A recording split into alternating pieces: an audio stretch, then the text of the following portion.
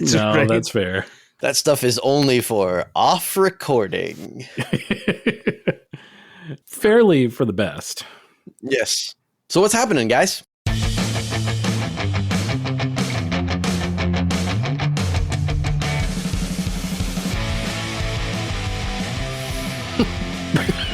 What the shit? I want the music to start right after you said that.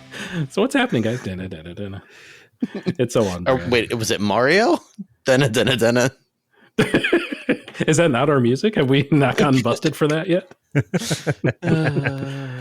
We just hit the pipe for 1.2. I ruined my own joke. We're gonna have a lot of those. Welcome to the Fairly KickAss podcast. Humor is dead, and Wait, what? Somehow we are not. That can't be right. Well, the Patreon we don't have actually like switches over to some software engineer's blog. Oh, that's new. Is it a good blog? It's an about page. I see. Yeah. Better than the shit we put out. I mean, Let's be possibly, real. but dude graduated in 2022, so Yeah, we're coming for that shit. we're fairly kick-ass. We coming for your ass. I don't know if that would. Expletive deleted. I don't think that works. That might work as a liner. I'll cut it professionally after we're done here. Oh. Zach, what are we doing here, by the way? Beats. Any questions?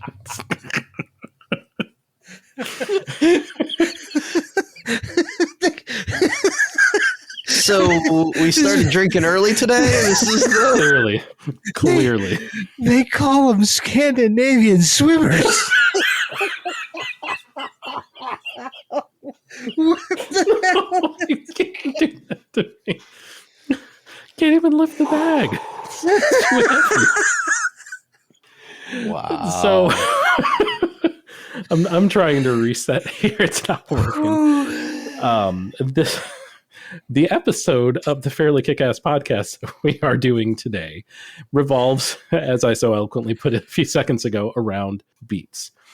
Specifically, the top 5 beats of our choosing, because we are the controllers of these particular destinies, which we call our list.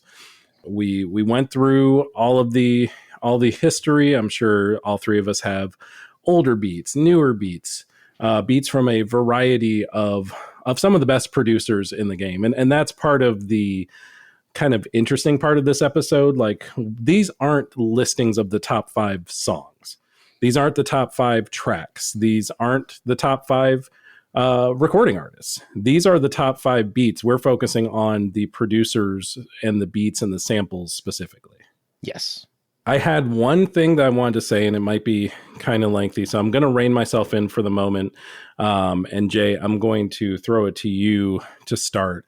Okay. How did you like this journey of kind of different than what we usually do in terms of centering on one specific part of a song as opposed to the song as a whole? How did it kind of hit your creative process? So it was harder for me to generate the initial list because separating out the part, like as a vocalist and as a human, I tend to gravitate toward the melody and lyrics and flow or whatever, depending on what the song is.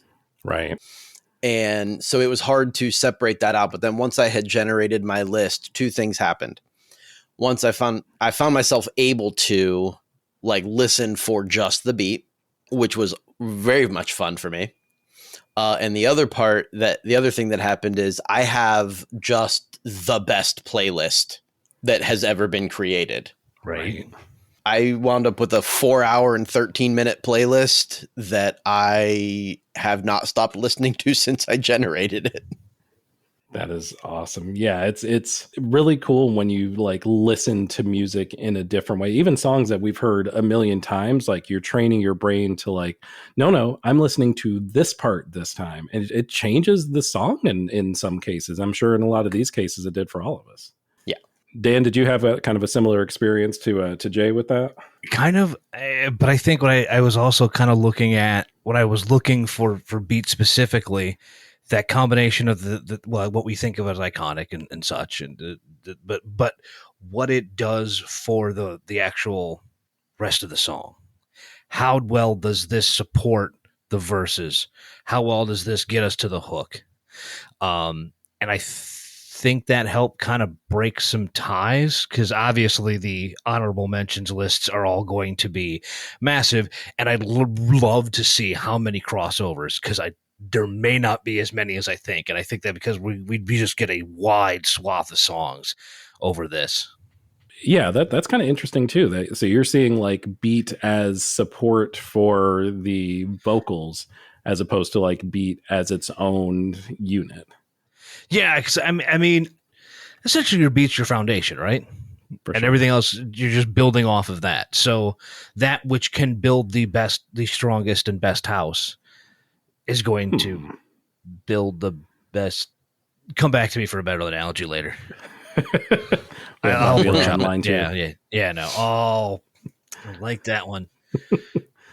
I think I landed kind of in the middle of you two, but kind of on an opposite spectrum altogether of the beats themselves, and really kind of focusing more on not exclusively on samples, but kind of picking out samples, going through whosample.com was my huckleberry for this whole episode, figuring out like, this sounds really cool, like where did it come from? Because not every beat, and in fact I would say probably the majority of beats, were not created by the producer. They were taken from a vinyl record from umpteen years ago. The old adage of digging in the crates, like that's a real thing that some of the best in the business do.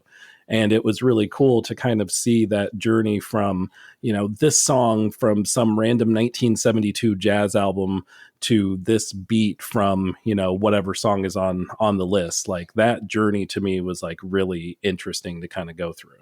Yeah. But yeah, with no further ado, Dan, do you actually want to kick us off here? Maybe give us your number 5, and we'll start this journey off. Okay, I think I can make it quick, because I'll start with a beat that does an amazing job of some of the things that I was talking about, accentuating its artist, laying down a simple but heavy foundation, and it does so to let K-Dot roll all over its minor key piano chords. The first track recorded for 2017's Damn, and Kendrick Lamar's second number 1 single. My number 5 is Humble. And that's what sticks on Mike Will Made Its Beat. It's just heavy and simple. There's those keys that stabbing in on an 808 bass line just to frame Kendrick's verses in this sparse yet powerful beat.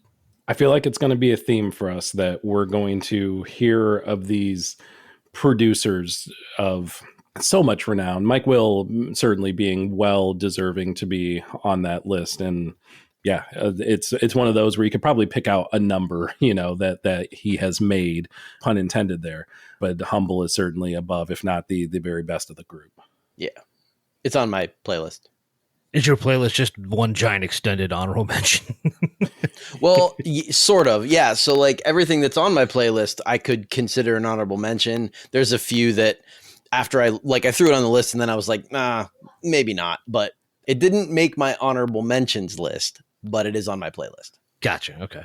Oh, nice. So you have like a longer list and then like a short list. That's cool. Mm-hmm. Well, why don't you hit us with number 5 on your shortest short list? All right.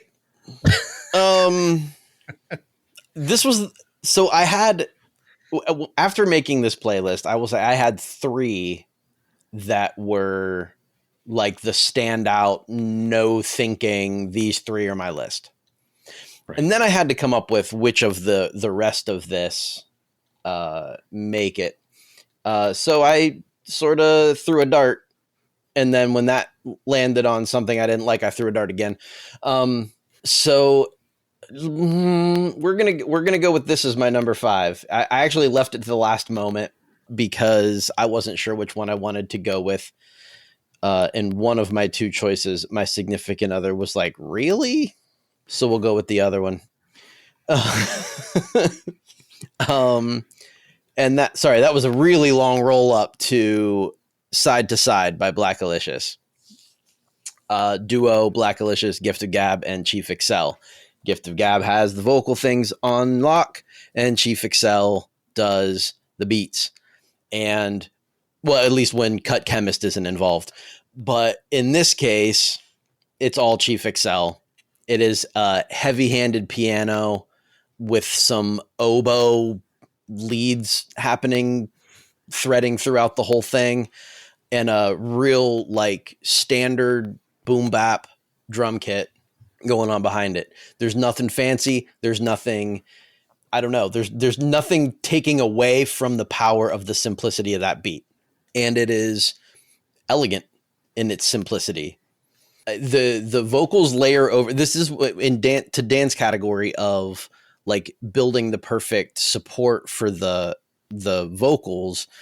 First of all, Gift of Gab can do his thing over just about anything. That cannot also be said necessarily of Lateef and Pigeon Johnny, who are also on the track, and it does it perfectly for all three of them. Ties everything together, has you dancing and singing along the whole time.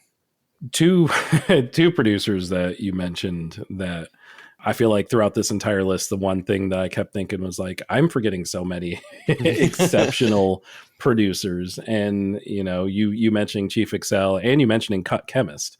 And like immediately I'm regretting. Immediate regret. But yeah, obviously fantastic choice. Also RIP Gift of Gab. I know it's been a few years now, but yeah. Jeez, I'm still very sad. Yeah. Yeah, down to there. That brings us to you. Yeah. I'm gonna try to lift us back up a little bit since I'm the reason that we plummeted here in the first place. Am I lifting us up? I think I'm gonna lift us up. So as I mentioned, I wanted to get a good mix of the old and the new with great producers across the board with vastly different styles. And my list is going to start with maybe the most different of the bunch, at least as far as the music that he put out, as far as the very sample heavy beats that he produced and the very unique sample heavy beats that he produced.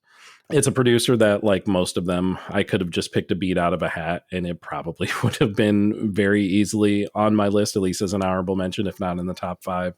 And since the tiebreaker for that was literally me, I had to go with one of my personal favorites. It's a fun beat. It's a jazzy beat. It's smooth. It's just, to me, it's just a perfect beat in every single way.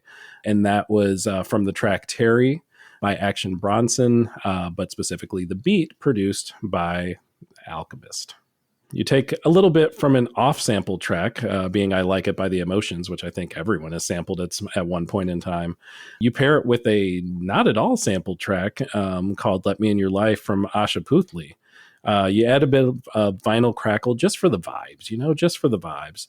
And why not? Make the last minute 55 or so just completely instrumental. Just your beat that kind of fades into this weird but funky but cool psychedelic-y sort of thing, and also fades perfectly into the next track on the album. You have pretty much everything you could ask for my list at least, in a just solid beat. It's not, I don't think it's going to be a signature, a sort of trademark beat. We're certainly going to get into some of those, the standard bearers, as it were, as we go along in the podcast. I'm sure several of those will pop up here. But for me, I think this was fun, and it absolutely belonged on my list. I love how you get those guitar and bass parts towards the middle, like 2 or 3 minutes in there, to just kind of take over that accent, and it does feel. It makes the whole song feel swimmy. I don't know how else to describe it. Swimmy? Yeah. Swimmy. A little bit. I could see that for sure. A little bit. Full floaty. It's also not often we get to talk about Action Bronson. Also true. To be fair, he murders the track, but that's not, like, even if he was totally ass, like, the beat still stands on its own. Mm-hmm. Dan, what stands on its own at your number 4? How about something to go the opposite direction of a floaty beat? How about was moved to a beat that's described still pure energy and containing like a little bit of everything, with the drum pattern that just races off at a breakneck pace, only to be chased down by some distortion heavy guitar riffs and bursts of sequencer. Powered by Mr. DJ's Tsunami of Sound, B.O.B. Bombs Over Baghdad wasn't the biggest chart hit in Outkast's career, rising to number 69 on the hot R&B and hip hop chart. Nice. But it is one of their best remembered tracks. That's the only reason I brought that up. Fast, frantic, packed with effects. The backtrack brings the bounce for the animated bars and holds on to plenty of that power to propel the gospel chorus in the track's outros. It is, again, just energy front to back. The outro of that song. Right? The whole song. No, for sure. Yeah, for I was sure. going to say. Yeah. The whole thing, but Intoxicating. Every bit of that song, Mr. DJ as Earth Tone 3 with the two of them. Yeah. Just killer. Yeah, it's that one. It may not be a standard from a beat perspective, but it probably is in that tier right below it. It's timeless and it's unique as hell. What other beat sounds like that? You know, Literally nothing. Which is pick. oddly why I actually have it at my number 4 spot. But I'm going to change that because shit, I'm tweaking it on the fly.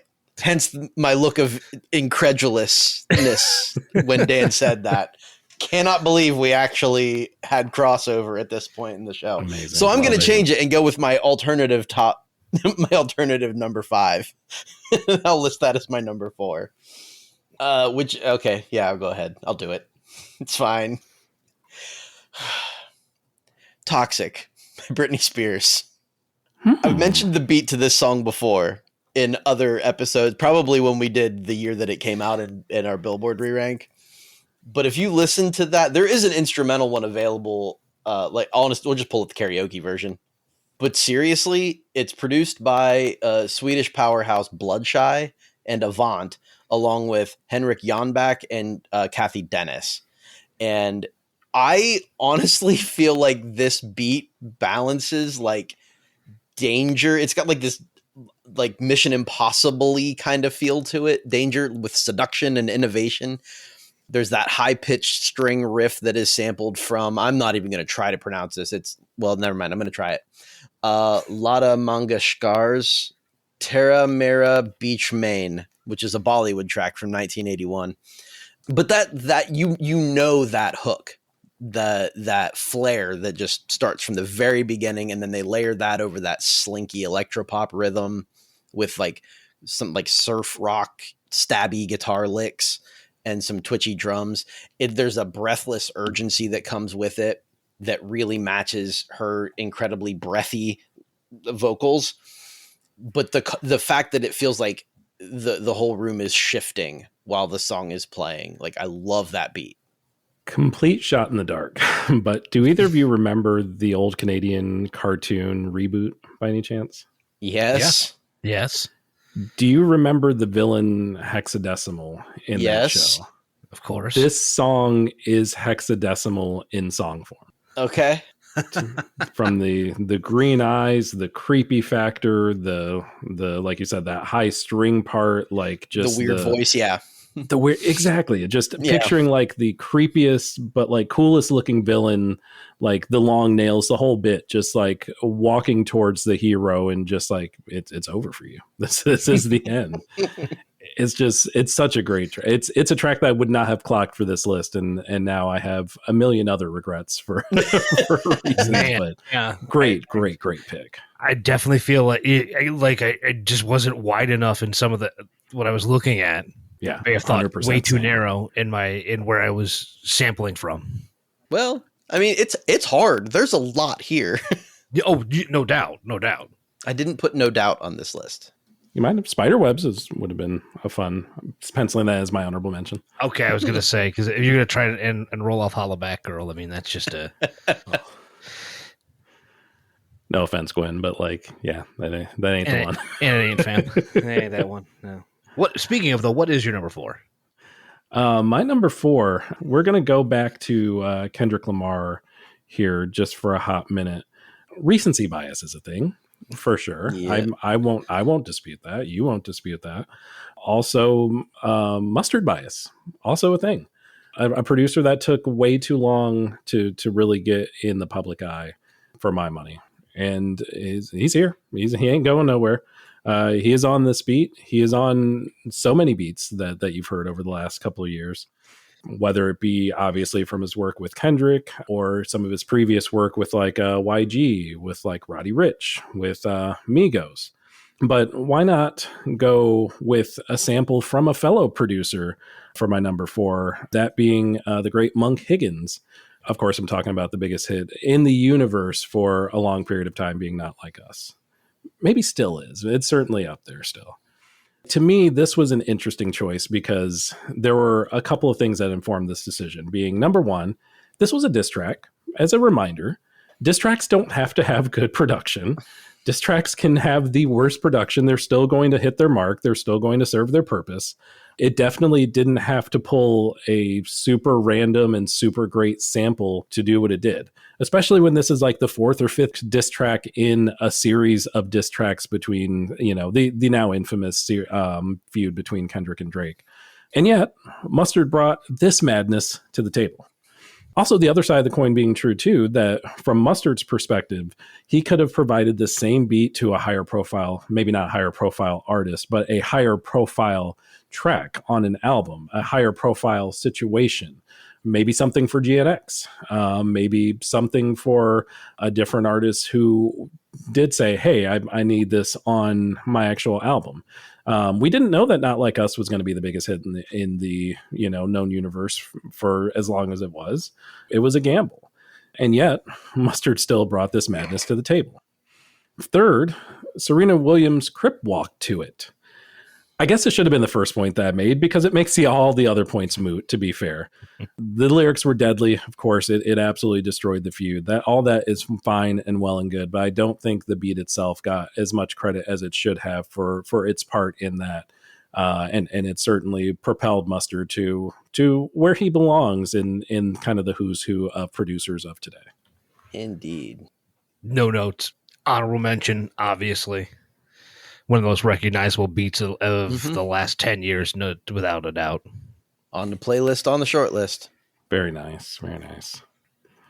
Yeah, I was curious how that one would land for y'all because it was so recent, because it certainly wouldn't be on that list of standards. But I see that your range was as broad and broader, obviously, than mine was. Right.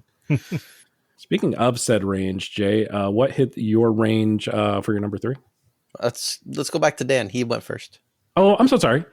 So Dan, speaking of range, what hit your range as your number 3? So we talk about on one end of the spectrum, you have a lot of the complexity we've been talking about, and especially the complexity of just kind of throwing everything in the studio at the track, including the kitchen sink per Bombs Over Baghdad, to get to that quality.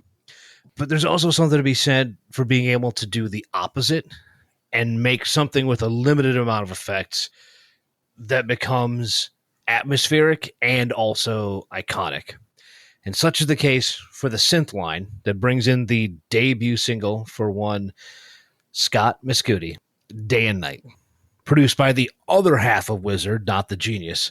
It's the simplicity of this beat that draws you in.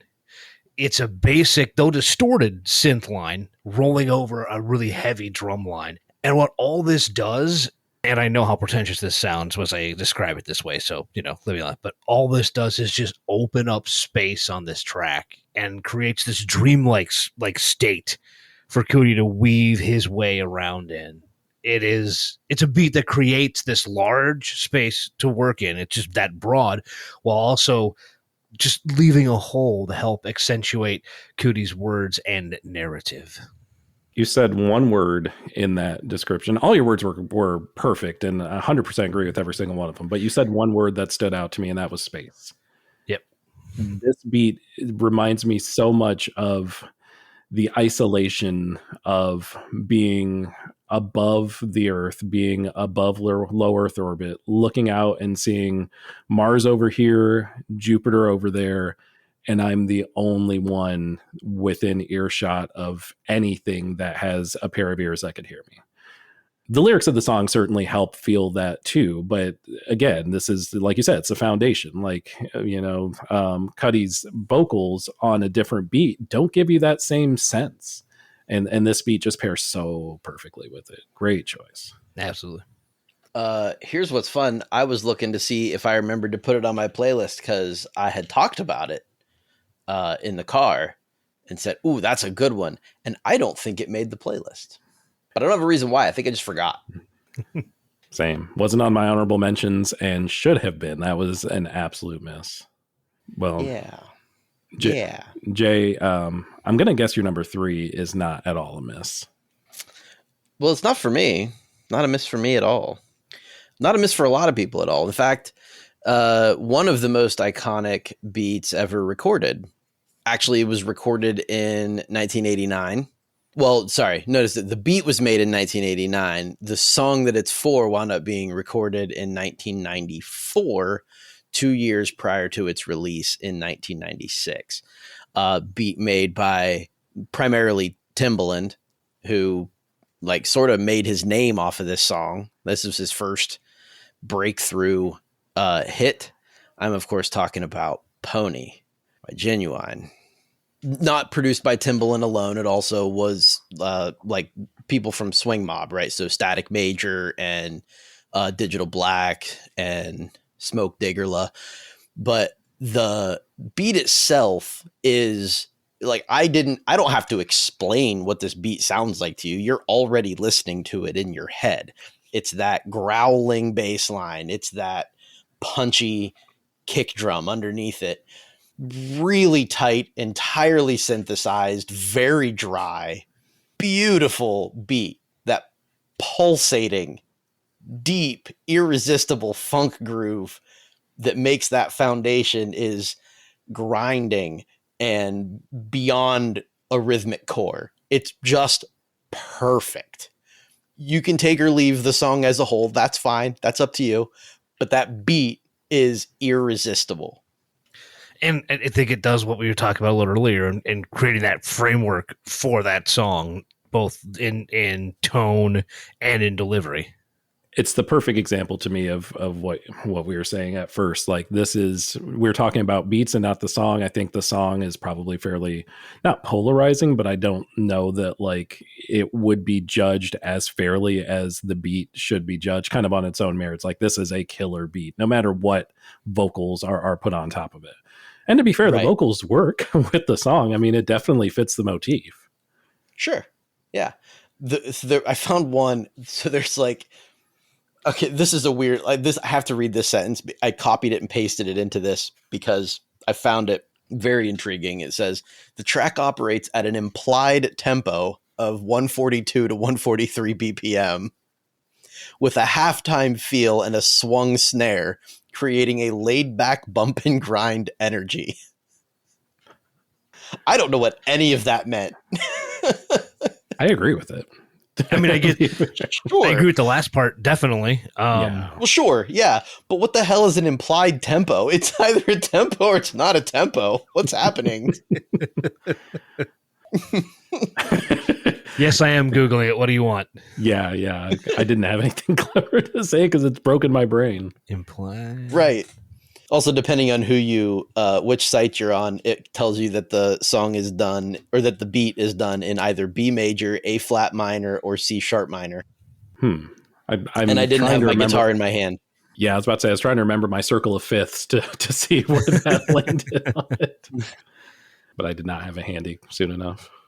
Implied metric modulation is a device used to create rhythmic tension by giving the impression of shifting to a new tempo or playing what seems to be a new tempo. So you got heavy jazz theory involved in this sex jam. Guaranteed. Well, Timbaland might have thought of it. Guaranteed Genuine had nothing to do with that. Nothing at all. Not to say that derisively, Yeah. like he made a hit. He made a mega hit, but that He did what he was asked to do. Sorry, Elgin. I don't believe you're a musical genius. But hit us up if you are. We'll tell you how at the end of the show. Word. You know what else I'll tell you is What do they say? What do they say? my number 3. Sorry, I was thinking that I was out of order again. It's me too, honestly. My brain is just living in a perpetual state of out of orderness. But assuming that y'all are not stopping me, I'm going to assume that it is my turn, and I will proceed forward with asking a question that I had, not necessarily a question for y'all, unless you know the answer. Is it a cough or a scoff, or like, what the hell do you hear throughout this track? You can catch it at 12 seconds. You can catch it at 17 seconds. You can catch it at several other timestamps throughout the track. And it's just a sample. It's just one little piece of one little song, specifically Led Zeppelin's Black Country Woman. Who, I ask you, would have the sheer audacity to not only sample such a seemingly insignificant sound, but to feature it prominently on a track and, perhaps the worst part, for it to work perfectly? Big Boy and Andre 3000, that's who. My number 3 track is Elevator's Me and You by none other than Outkast. To be two of the very best to ever spit, on top of being two of the very best producers, I was at least low-key best producers of the 2000s, is an embarrassment of riches. But here we are. For my money, Elevators is not their finest track in a vacuum. I readily admit that. But it is their finest track as producers, and that's what we're talking about on this here episode. The sort of ghostly sound that you hear throughout is yet another very small sample from the track Please Let Me Stay by the Joneses. But just like the Led Zeppelin cough, it's just a little piece of the puzzle, and yet a very integral piece of the puzzle. Like, imagine that track without either of those two samples, and it's just not as good. It's just not as complete. The duo would, of course, eventually get more and more folks involved in production of their tracks, often including Organized Noise members Ray Murray, Sleepy Brown, and the late great Rico Wade. But Outkast was more than capable of holding their own in the production arena, being the two-tool players that they are, and coming up here in November, soon to be Rock and Roll Hall of Fame member. So congratulations to Outkast, and yeah, go listen to Elevators, Me and You. It's a dope-ass track all the way through. May I also call out an insanely good bass line? Yes. Oh, yeah. That just walks all over the track. I love it. Yeah. Yeah, I think... I was curious how, like, again, with Outkast being artist and producer, like, kind of the interesting, not dichotomy there, but the interesting synergy that they had. I was trying to figure out, like, how many tracks I could get on there, but I had to limit it just to the one, and that was the top of the heap for me. Turns out you didn't have to limit it too much anyway, because Dan and I both mentioned the other one, so. Yeah, we exactly. We already ready to help out there. Hell yeah. Well, Dan, are you going to help us out by giving us your number 2? Certainly. That's why I'm here. And I mentioned a little earlier, I hope, about time and place in hip hop being defined by like a single beat. And is there a better representative to encapsulate G-Funk than Dre's work of art for Nothing But a G Thing? It's one of the smoothest beats in the genre with a hard, funky bass line, setting the table for some real crisp synth work and some swing beat on the back end to kind of round that whole thing out. In a way, it kind of harshes the rest of the track, which is a rather harsh look at how the Doctor and Dog like their women. But it cannot be denied that it kind of just defines a sound. I don't want to say it defines the West Coast sound, because there's probably other better examples to define West Coast of the early 90s. But I would say this is G-Funk at its purest. That's not a bad, it's like an introspective, like considering not standards of production as a whole, but standards of specific subgenres as a whole. You know, we mentioned bump and grind a few minutes ago. You're mentioning G-Funk right now. Like, yeah, I would say that this is absolutely a standard bearer for the G-Funk sound. 100%. And obviously a great beat, which goes not mostly, entirely without saying. I do have some G-Funk on my list, but that one didn't make it. Okay. I'm not really sure why. I think you're right. Like, I do think it's a classic. It's the beat is it is G-Funk. Like, that's the definition for the subgenre. I don't know why, but for some reason that one didn't step out and like scream this one. As long as you have this DJ somewhere on the list, I think we're fine with that. Yes. And I reckon we all do it. It's somewhere in our list for sure. Yes, absolutely. Because I mean, we're talking seminal as far as what, who like Dr. Dre's work as a producer is. Yeah, it's there. It's certainly on the short list of anyone's short list. I almost said something stupid about it not happening in Florida after you said it was seminal, but I just. Sorry, we're going to cut the part about the Florida State Seminole vesicles, and we are instead. Jay, go ahead and hit us with your number 2. My number 2, check it. Masterclass in music production. Intricate layering, dynamic rhythmic interplay, evocative sound design. I'm, of course, talking about the collaborative genius of Danger Mouse, Jason Cox, James Dring, and Damon Albarn of Gorillaz. The song is Feel Good Inc. One of my favorite beats that has ever been recorded. It's my number 2, obviously. It's one of my favorites. It's one of 2 that I looked at and said, nope, that one for sure. Listen, it's cool. It's a funk-driven bass line, a really cool like guitar part. It works with the contrasting vocal deliveries because it has these like atmospheric synth stabs that like help create the groove with the vocals. But what's really cool about this song is it has this seamless blend of alt hip hop and funk and electronic textures with garage rock and like just meticulous mixing and mastering. This song, Gorillaz is sort of, they had this unique sonic identity that doesn't exist outside of their records. And I feel like Feel Good Inc. is the defining beat in their catalog. That's the one. Another one that would not have ended up on my list just because, again, my list was way too narrow in that case. But yeah, it's a beautiful, sublime beat. 100%. No arguments. Again, I just roll through, and it once again that bass line is what sticks out to me and keeps playing in my head. Even though those little vocal hits also seem to just become part of the beat. They're not intended to be the beat, but they just become part of that whole. The whole package there. Yeah, just iconic, absolutely iconic beat. One that you wouldn't think of as like a beat, quote unquote, but it absolutely is, and it's absolutely awesome. Absolutely. Good pick, man. Good pick. Holy shit. You're making me rethink, not rethink, but you're making me want to do this over again with fresh eyes. We'll just combine all 3 of our playlists and have just one monstrous 15-hour like just amazing beats playlist. There you go. That's the play. That's the play. A little bit of a homer pick for my number 2, but I felt vindicated seeing it on several lists during my research of like the best beats, the best hip hop beats, at least of all time. So I felt that it wasn't just my own personal bias there. Of every track on my list, my number 2 has the oldest sample that I found on the Who Sampled website, being that of Pat a Cake Baker's Man, dating back to 1698. Talk about digging in the crates.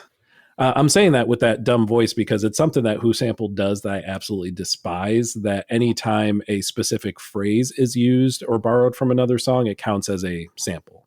That's not a sample. That is a phrase that is used in one song and then used in a different song.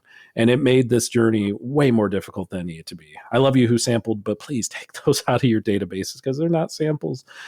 Anyway, that gripe out of the way. Pharrell threatened to give this beat to Jay-Z. So thank goodness that he was able to be talked off the ledge and not give this beat to Jay-Z, but in fact to give it to the duo that he was originally going to give it to, trying to basically goad them to get into the studio and record something on it because Pharrell knew how hot this beat was. And once Pusha T and Malice found out how hot this beat was and finally came around, they created the masterpiece known as Grindin'. And without that hit, they don't have a career. So I think that it was a good choice for them to actually listen to Pharrell in this case and do what they needed to do all over this really, really complex and really, really challenging beat by Push's own admission. He said, quote, "It's the only record I've written 3 times. It was so unorthodox that I couldn't really catch it. And if you listen to the vocals, like it's hard to keep up with the vocals because the beat is so weird. It's so layered, the timing, the emphasis, everything about it is just super unique. It doesn't make sense. It shouldn't make sense, but it just works together. And any of these parts by themselves individually sound terrible. But somehow, some way, Pharrell and Chad Hugo, his partner in the Neptunes from back in the day, they somehow knew that this was going to work, and boy, oh boy, did it ever. It was one of the coolest beats I've ever heard, and one of the most impressive feats of rapping to make a song that worked on that beat. I don't think any other artist, including Jay-Z, would have done what Clips could do with that beat.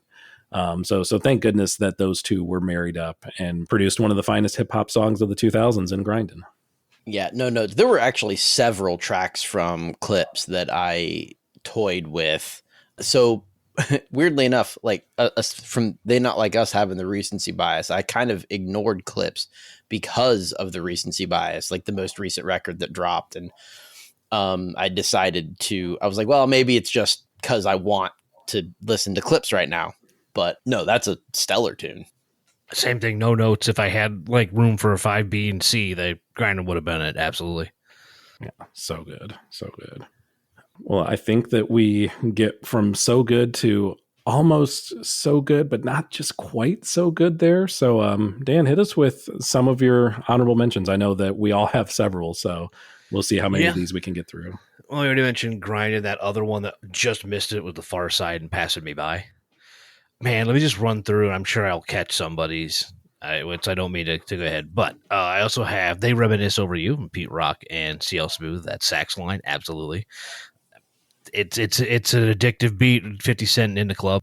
Same thing with Lil Wayne and A Millie. I love that beat, I'm not going to lie. I know. But on the positive side, also Craig Mack and Flavor in Year. He got mentioned a little earlier, and they've got a mentioned Roddy Ricch's Hit the Box, also there. Of course, Kendrick, Not Like Us. It was something I mentioned a little bit ago when we talked about 2001, but Missy Elliott's Get Your Freak On. I could have gone with like 4 Tribe Called Quest tracks, but I just stuck with Electric Relaxation.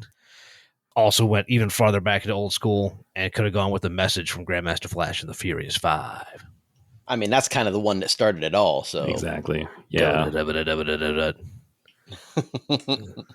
then again, needed a little Wu-Tang, so have Kareem. Need a little NWA, so you had Straight Outta Compton. Needed something from Jay-Z, Big Pimpin'. And I needed something from Metro Boomin'. And this is where I throw in Duck, because I had Jumpman on there as one of his better ones. Also love Jumpman. Okay. And also kicking myself that I completely left Metro off of my list. Apologies, Mr. Boone. Apologies. I almost did in the last second. I was like, I gotta have a Metro track, but I don't know which one to go with. Did he fit? The Metro track that made my long list was Creepin'. Okay. Yep. See, same thing. But what about what would you put on the short list for you? Just short. Yeah, I got to shorten this down a little bit here. Okay. So let's start with some of the ones that were obvious for me to throw on this list. Like I had Slam by Onyx on here. I had Crazy by Gnarls Barkley on this. That's a really cool beat. White Lines. Come on. That's right. Yeah. I threw Let Me Clear My Throat by DJ Cool. Oh yeah. Yeah. Oh yeah. Nice. Right. Okay. Then let's get to some of the ones that are a little bit more to the left. Let's go with Devastating MCs by Demigods, particularly self-titled as the producer of the track, but Apathy and Ryu on there as well. Or no, Esoteric. And then let's see, I also threw Still DRE, sort of an undeniable, instantly recognizable thing. And then I'll stop after this one. The other one I threw on here that I didn't think anybody else would mention was Temperature by Sean Paul. Okay, yeah. Wouldn't have thought of it, but wouldn't have thought of it. But it's got that really cool heavy hand clap raga beat that just awesome. Yeah. No beef with No beef with literally anything that has been in either of y'all lists yet. Been mentioned. No, that's the thing. Yeah, this I think this has been a slam dunk episode so far. I should say the other left field one that I do have a few on here that probably wouldn't have been classified as beats necessarily, and I'll throw two of those on here as honorable mentions as well. I went with Rockefeller Skank from Fatboy Slim, as well as Pump Up the Jam from Technotronic.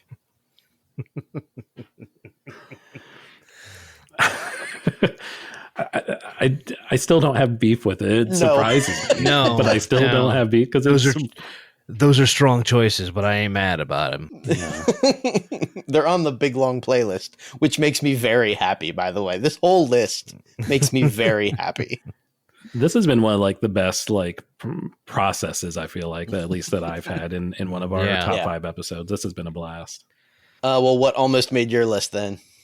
So as y'all have been talking, I've been adding a couple of things to my honorable mentions here that I thought of. You mentioned Gnarls Barkley. It's a weird ass song. I don't know that I could recommend the song itself, but the beat for Necromancer off of St. Elsewhere is absolutely intoxicating. Yes. It's as weird as the song, but it's not as cringe as the song is, but it's a great beat. You mentioned Still DRE. That was on my list. It's like 2 notes, and it's one of the most recognizable beats. It's out of this world. I went with No ID on the Jay-Z track Death of Auto-Tune, which I did not expect Death of Auto-Tune to make this list, but a surprisingly great beat. A song that maybe is not as good as Jay-Z's standard and is not as good as what the beat should provide for it, but the beat itself in a vacuum is great. More Outcast, kind of sort of International Players Anthem. DJ Paul, Juicy J, 3-6 in the house. This beat is great. This beat is absolutely fantastic. Also, a little tidbit for you nerds out there. DJ Paul apparently once, and maybe still is, a part owner of esports org FaZe Clan. So there you go. That's how we broaden the horizon of this show. We bring in all the gaming nerds because we shouted out FaZe Clan. Oh. we are also the youths, we promise. We got to give a shout out, since I've said the word like 20 times on the episode already. We've got to give a shout out to DJ Unique. It's Bone. It's No Surrender. It's one of the most sinister beats that I've ever heard. It matches the style and delivery of the group extremely well, and Unique never got his flowers and absolutely should have. A great producer, a very specific narrow style producer, but he did that style extremely well.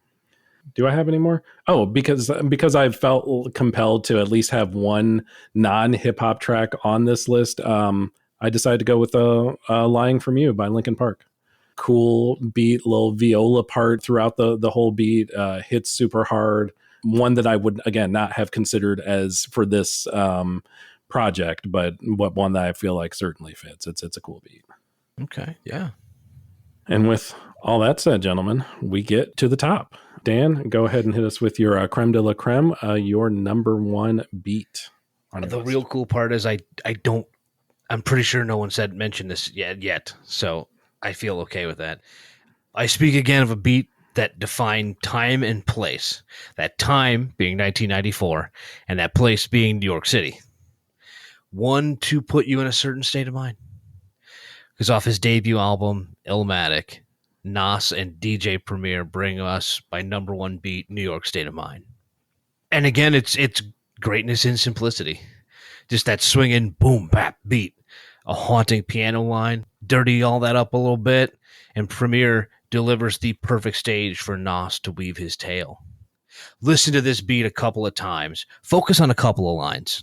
Come with me on this. Mainly focus on I never sleep because sleep is the cousin of death, as well as never put me in your box if your shit eats tapes, because I mean that was real, and no one gets that shit anymore. But put those two together and have that beat play in the background, and it's a poetry recital. That the track and its backing beat is that level of art. Yeah, no arguments. None. Shout out to that shit eats tapes line for anyone who always had the number 2 pencil nearby the cassette player, just in case. Like that's a mood, bro. That's a mood. When you look at the cassette before putting it in to determine if it has been twisted enough times that it might rip this time when Right. you put it in. Right, yeah. Is this its last run? Oh, kids, you don't know. All you You have to don't worry know about what is you Space don't Clan know. now. You don't know how it was back then. Obviously, hell of a track. This certainly would be, I would say, on the list of the standards for sure. Jay, with your number one, do you see it on the list of standards? Is it something that's going to connect with the kids, or is it something from the way back? Somewhere in between the two, but I feel like from the moment the song popped into my realm, well, while doing this, I said, that's the one. There can be no other. This is the one. So no offense to Nas, no offense to Outkast, no offense to anybody else, but Pharoah Monch has the definitive beat in Simon Says. From the opening notes of that tune on his 1999 debut single, you are in the presence of a monument of a hip hop song. Engineered by Pharoah Monch alongside Lee Stone. It has it's just this audacious presentation from the 1992 film Godzilla vs. Mothra, the Gojira Taimosura. It's that dramatic orchestral sample, a really driving beat underneath it, and that hard stomping identity that Pharoah Monch became pretty well known for. Yes, that song and the pending lawsuits because they didn't ask for permission to use that sample from the movie theme, did result in the decline of Rawkus Records. But all that just adds to the mystique of this particular track. And honestly, it wouldn't matter to me either way. This beat is just the most. It's the biggest. It's the best. I love it. I may have spoken too soon when I said that No Surrender was going to be the most sinister beat on this list. Right. Because that was a miss. I love you, Unique, but I think I missed on this one. This beat just oozes sinister. It really does. Ominous, big, monstrous maybe would be the word. Oh, yes. Correct. Damn. The scariest shit, like when you look out the door late at night and it's raining and like you can only see things like in the silhouette when the lightning strike comes, and then you see like, oh god, it's as big as a skyscraper. Oh no. Like that's this. And then you just hear Pharoah Monch with that. You get that bump, bump, bump up. Get the fuck up. Like, yes, sir. Whatever you need. Yeah. Whatever you you get you a need. hot Oh, towel, Simon like- says it. Okay, cool. You got to I'll follow be the right there. rules. You know, it's important. Yes. Hell of a miss on my end and hell of a pick on your end. Very, very good. Thank you. Yeah, it was the one I knew it from the moment that I threw that was it. There was nothing else. That's the one. Once again, zero arguments at any point. Yeah. Just Agreed. fantastic choices all the way through. And I'm hoping that I'll be able to end us off with another fantastic choice. It was at least mentioned, Dan, I think you mentioned it as an honorable mention. Jay, I'm assuming maybe that it ended up on your long form playlist. As y'all know, anyone who's listened to this podcast, and obviously the two of you, whenever an artist can say it better than I can, I let them have at it. So for my number one beat, here is Pete Rock talking about the iconic sample, you already know the one, in an interview with The Village Voice from 2007. Pete says, quote, "It had such a beautiful bass line, and I started with that first. I found some other sounds, and then I heard some sax in there, and I used that. Next thing you know, I have a beautiful beat made. When I mixed the song down, I had Charlie Brown from Leaders of the New School in the session with me, and we all just started crying." Even if you don't know the backstory of the song, you can still tell that They Reminisce Over You is an extremely emotional track, and the beat is no different. The song is about the way too soon passing of close friend Troy Dixon, aka Trouble T. Roy, a dancer with Heavy D prior to his untimely death at the age of 22. CL Smooth handles most of the rapping, which is understated and perfect, but the beat admittedly is the star of this show. The brief intro from When She Made Me Promise by the beginning of the end is cool as hell and serves as a nice palate cleanser before the main course hits a few seconds later. with jazz saxophonist Tom Scott providing the main hook in the track Today from 1967's The Honeysuckle Breeze. It's a cool track the whole way through, specifically Today, the Tom Scott track, but you'll immediately latch onto the hook as the most recognizable bit from the entire track. And Pete apparently thought the same, as it features most prominently all over this track, and for good reason. The beat does what it needs to do with precision, style, and grace, and never once gets out of its pocket. It does more with less, and it does that to perfection. It's a beat that just sticks with you, and it's stuck with me ever since we started talking about this project. It was the one that I thought of as the number one for me for my list. And despite all of the amazing tracks that I listened to and the amazing beats that I listened to, it was never dethroned. So yeah, They Reminisce Over You, Pete Rock, CL Smooth, one of the standards in terms of hip hop beats. Yeah. No doubt. And I think one of the things that reason it always sticks in my head is its association in video games, as it was a major part of, I want to say, Tony Hawk's Pro Skater 2 of that soundtrack, and that will always have a place stuck in my brain for that reason. Right alongside Primus for some reason. Primus, correct. And Goldfinger. And Goldfinger, yeah. Because sure. It was an eclectic list. We had an episode actually where we kind of ranked all of the Tony Hawk Pro Skater sounds on all the soundtracks. We did. Search for that. Yeah. That was just the two of you guys. It was. That's right. Mm-hmm. That was a fun episode too. Yep. Right on. Yeah, honestly, guys, I just added whatever wasn't on my list. I have now added to my list. Mm-hmm. No arguments, no notes. Everything is aces. But listeners, you have probably clocked several things that the three of us have not. And we would love to hear, as always, we'd love to hear from you what you thought. Did we get it right? Did we miss any of the great beats in hip hop or otherwise? Let us know in all the usual ways at Fairly KickAss on Blue Sky, Instagram, Threads, and TikTok. FairlyKickAss.com, of course.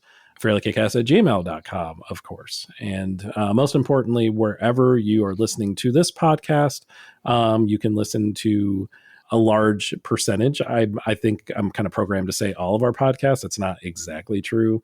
I think we're coming up, or we just passed our 1 year anniversary on being available on every podcast provider. Before that, all of our older episodes, everything from before like May of 2024, you'd have to go to Spotify for. That is Spotify exclusive for now. We are slowly trickling those in as a part of our rewind episodes that we post periodically. So be on the lookout for those. And then, of course, anything within the past year, you can find literally anywhere that you get podcasts. Usual disclaimer, if you can't find us there, please let us know if we're not on your podcast provider of choice.